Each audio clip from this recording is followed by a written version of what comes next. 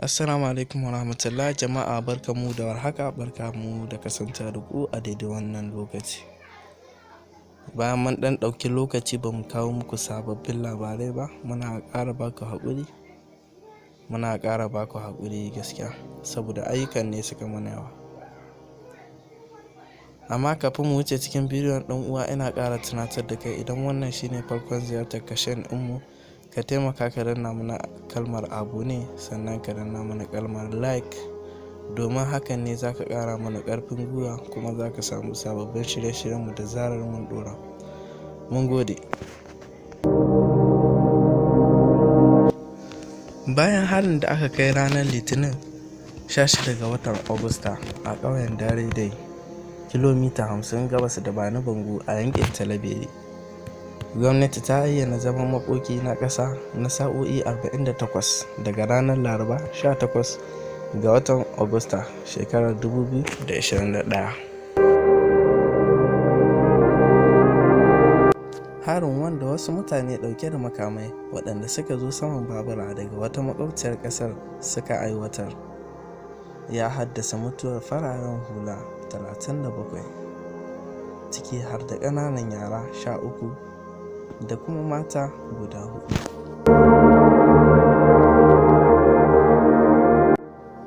A cikin wata sanarwa da aka karanta a gidan rediyo da talabijin na ƙasa a yammacin Talata 17 ga watan Agusta shekarar 2020, kakakin gwamnatin Mr. Tijjani Abdulkadiri ya tuna cewa a ranar Litinin 16 ga watan Agusta da misalin karfe 3:08 na dare, an kai hari da makami a filayen ƙauyen Daidai, kilomita 50 gabas da Bani Bango a yankin Talabiri.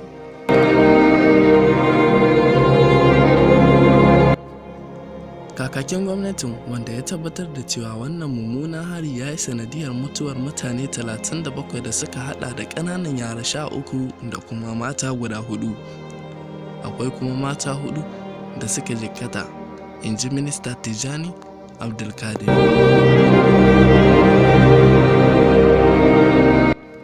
A cewar ministan kiwon lafiya da mai magana da yawun gwamnati, shugaban na jamhuriyar ya aike da wata tawaga ta ministoci don miƙa ta'aziyar shugaban ƙasa ko kuma shugaban gwamnati da na mutanen Nijar ga iyalai waɗanda abin ya shafa, tare da fatan samun sauƙi cikin gaggawa.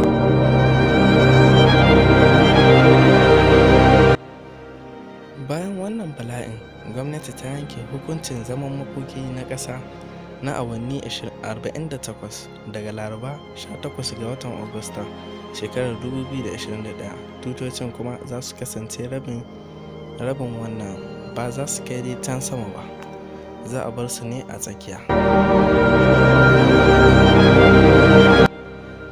Gwamnati na kira ga jama'a da su kasance cikin shiri, tare da sake jaddada ƙudurin ta gaba daya na ci gaba da yaƙi da ta'addanci har zuwa nasara ta ƙarshe. A ƙarshe, ya nuna kakakin minista na gwamnati. Muna godiya da kasancewa da kuka yi tare da mu a daidai wannan lokaci. Idan wannan bidiyon ya burge ku, kada ku manta ku danna mana kalmar like, sannan kuma ku danna mana kalmar abone. Muna godiya, sai mun haɗu da ku a bidiyo na gaba.